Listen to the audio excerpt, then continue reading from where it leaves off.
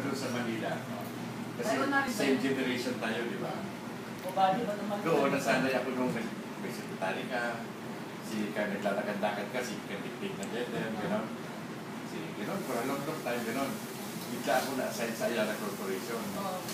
Pagpasok ko, Wala naman. wala na mga sekretary, hanggang doon, sa computer on my table. So, obligado ka ngayon na mag-aral ng gano'n kasi hindi ka na magdidictate eh. Oo. Hindi ka na Ay, initang niya pa eh.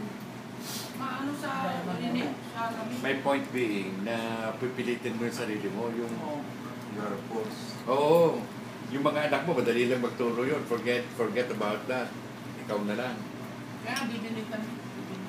Magsimula ka sa iPad, gaya nitong Oo, Kibati. mabilis ka dyan sa pag may computer ka. Hindi mo yan kukulitin si Nomi. Yung bago Hindi, nga yung... hindi, kasi kailangan na kung magbayad ka dito ng bills. Oh, yes. Also, Ano yung sabi mo na sa susunod din nila tayo? Lahat ng communication namin sa yes. nagtatrabaho sa public school. Yun, ang sabi kailangan daw namin. Bibigyan ka ng user Ready. user ID. Wala ng paper. Wala ng paper. Alam mo ba itong biyahe namin ngayon na to? Puro to by internet. Which I booked everything in February.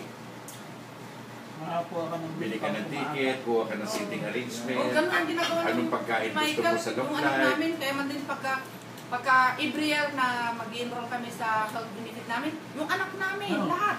Hindi, pero pag nag-asawa yan, wala ka na dyan. Yun nga. You study on your own, Yeah, na madali yeah. naman. Yun nga, ang sabi na. Oo, pag kami mag-retire. May time na. Saka yung ano, Papasok na. halimbawa, si Buddy alam niya to, may yung iPad niya, you can download the book, the newspaper. So hindi ka nabibili ng mga hard copies. Yun nga, ang sabi. You read the newspaper of your iPad. Electronic na. Oo.